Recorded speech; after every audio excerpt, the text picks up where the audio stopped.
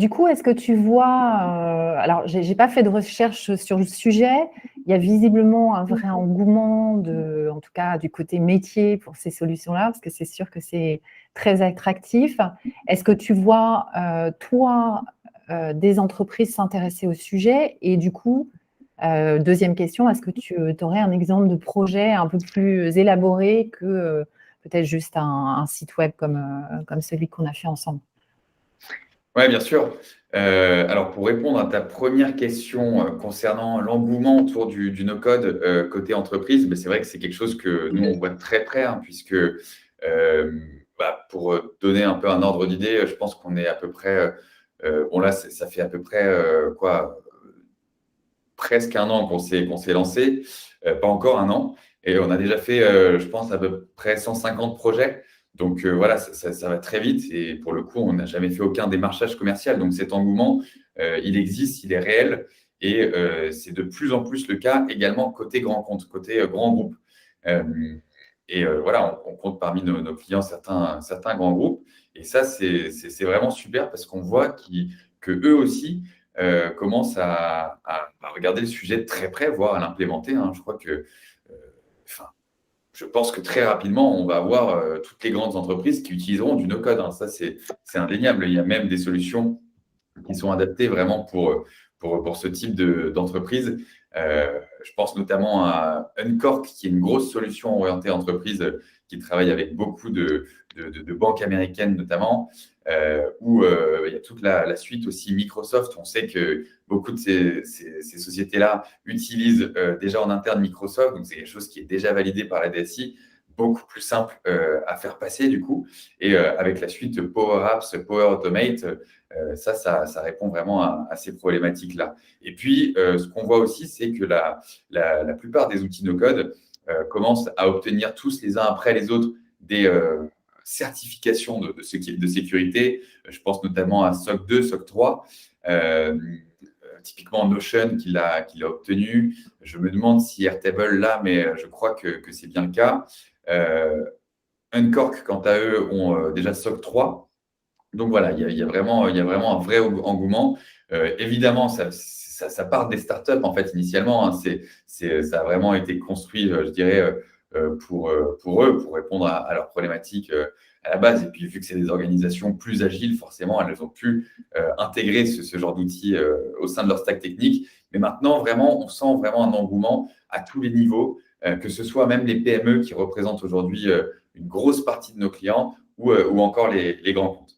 Et alors, pour répondre à la deuxième partie de ta question, quel est le type de projet qu'on peut réaliser en no-code? Et si j'ai un exemple, en fait, on peut réaliser aujourd'hui la majorité, je dirais,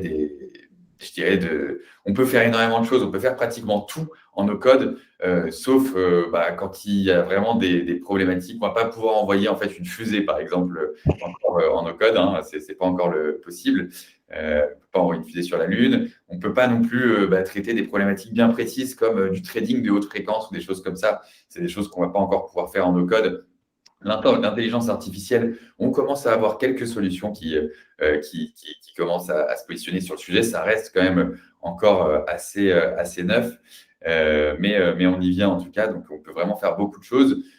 Pour donner un exemple de projet qui serait peut-être parlant pour avoir une idée très concrètement, qu'est-ce qu'on peut faire côté entreprise notamment, parce que bien sûr, toutes les applications mobiles, sites internet, ça, effectivement, on peut le faire assez bien, mais c'est assez évident, je pense, pour ceux qui connaissent un peu le sujet. En revanche, on peut aussi construire des applications métiers hyper poussées. Par exemple, là, je pense pour une entreprise, alors je ne vais pas citer le nom, mais pour une entreprise dans le secteur des ascenseurs, eh bien, on construit tout leur ERP en fait en no-code. Et là, pour le coup, on touche vraiment à tous les pans de l'entreprise, de la partie RH à la partie comptabilité, à la partie CRM, donc les commerciaux, à la partie projet. Vraiment, on va toucher vraiment à tout en fait. C'est vraiment le système d'information global de l'entreprise. Et ça, aujourd'hui, on est capable en fait de mettre en place dans des entreprises des systèmes d'information complets qui sont uniquement construits en no-code. pour le coup, là, quand on se met sur ce genre de projet, je pense que c'est vraiment important de se faire accompagner. Ce n'est pas quelque chose qu'on peut faire tout seul. Et d'où l'intérêt, en fait, de passer par une agence comme nous. Et du coup, l'intérêt, c'est quoi? Parce que finalement, tu fonctionnes avec des briques, si je comprends bien. Enfin, ça paraît assez naturel. Tu vas aller chercher les meilleurs outils dans chaque domaine. Tu fonctionnes par briques. Mais est-ce qu'il n'y a pas des soucis finalement? Alors, de coût, parce que tu additionnes tous ces produits-là. Donc, voilà, ça, c'est le premier problème que je vois. Deuxième problème, peut-être la scalabilité, parce que est-ce qu'ils sont prévus pour supporter des charges importantes? Et puis, le troisième point que je pourrais voir, c'est qu'est-ce qui se passe si tu as une solution finalement qui n'est pas pérenne et qui disparaît? Alors, ça, c'est un point très important, je pense, ce dernier point-là. Pour reprendre toutes tes questions, je dirais, depuis le début. Donc, la première problématique que toi, dont tu parles, c'est le coût. En pratique, le no-code, on va être entre, je dirais, 2 à 10 fois moins cher que déjà du développement traditionnel. Après, effectivement, tu as des running costs, mais là-dedans, tout est intégré, hein. La partie serveur également est intégrée, hébergement, tout ça, c'est géré dedans. Bien sûr, c'est 100% cloud. Ouais, ce qui veut dire que tu n'as pas de. Enfin, tu as peu de. Enfin, si tu as de la maintenance ou de l'évolution, tu as de la maintenance évolutive, mais tu as peu d'ops en fait à faire derrière. Exactement, exactement. En fait, il y en a assez peu. Une fois que la solution est en place, il y a toujours, sur des gros systèmes comme ça, effectivement de la maintenance évolutive à faire, parce que les processus évoluent constamment, hein, dans ces entreprises-là. Mais voilà, en tout cas, en termes de coût, c'est sûr que le calcul, enfin, c'est vraiment je dirais, un des principaux avantages du no-code. Ça, pour le coup, c'est vrai que euh, bon, pour avoir fait un certain nombre de projets, c'est vrai que les clients viennent beaucoup chez nous pour ce sujet-là. Il faut bien évidemment anticiper, hein, ces coûts enfin, ces running costs, quoi,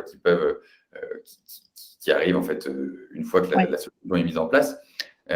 Mais bon, c'est Tu globalement. l'as aussi quand tu as un SAP ou Oui. un. Voilà. Ah ben ça, mais Enfin, non, pour le coup, ce sera toujours moins cher que du SAP ou du Salesforce. Ça, c'est clair. Ça, c'est, en fait, je dirais, là, le calcul comparé à des solutions, mais ça, c'est vraiment des solutions qui sont aussi sur étagère, où là, c'est pareil, il y a toujours un abonnement. Donc, finalement, c'est, comme tu dis, un petit peu la même chose que ce qui existe aujourd'hui.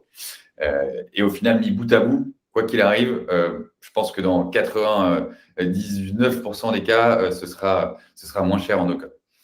Concernant ta deuxième question, la scalabilité, alors ça, c'est un bon point et c'est justement pour ça que nous, on a une bonne partie de notre activité qui est dédiée en fait au conseil, où en fait des entreprises vont venir chez nous avec une problématique qu'ils souhaitent traiter avec du no-code et on va justement aller les accompagner dans le choix de la meilleure stack technique qui leur permettra de répondre à leurs besoins de manière pérenne. Donc, c'est-à-dire, on prend en compte toutes ces problématiques-là. Donc, on a cité deux, et en fait, je dirais ma réponse répond en fait un peu à ces deux problématiques, puisque on va avoir des solutions qui sont limitées en termes de scalabilité. Je prends un Airtable par exemple. Un Airtable, la version entreprise, je crois qu'elle est limitée aujourd'hui à 100 000 enregistrements. Donc, c'est quelque chose qui peut vite être dépassé en fait pour une entreprise. Donc, en fonction de la taille de l'entreprise, en fonction du sujet, on va vraiment choisir le bon outil qui correspond à la bonne problématique. Et l'enjeu est là, en fait, parce qu'aujourd'hui, il existe, on a recensé là, à peu près, je crois, 650 outils dans notre base de données, donc c'est énorme, il y en a presque un nouveau chaque jour. Et on a justement une équipe innovation en interne qui se tient informée et qui va tester, en fait, ces outils pour s'assurer des avantages, des inconvénients et nous orienter en fait à chaque fois en fonction de la problématique vers le bon outil. Donc, je dirais, il y a bien sûr des outils. Tout à l'heure, je te parlais d'Uncork.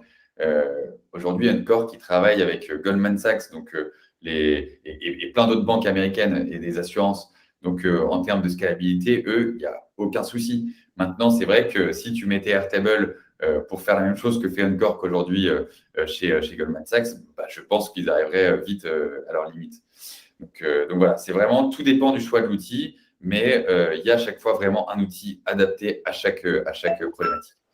Et pour le dernier point, du coup, qui est celui du risque qu'un outil mette, je dirais, la clé sous la porte, puisqu'il y en a un nouveau qui naît chaque jour, presque, et du coup, il peut y en avoir tout autant qui meurent aussi quelque part, ou en tout cas qui arrêtent de maintenir son outil.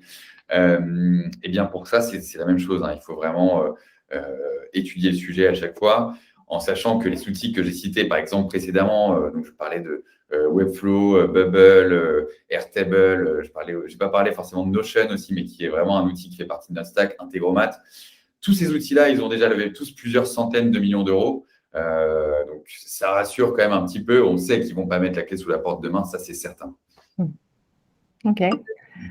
Bah, écoute, c'est hyper intéressant. Je pense que ça répond bien à la question qui s'est soulevée quand j'ai discuté avec un DSI qui me disait je suis tentée par le no-code et je vais aller voir de quoi il s'agit. Donc, merci beaucoup pour toutes ces précisions. Et puis, bah, écoute, on continue du coup à travailler sur le no-code et bon vent à Allegria qui a bien su trouver la prochaine révolution dans le domaine de l'IT, enfin plutôt du développement.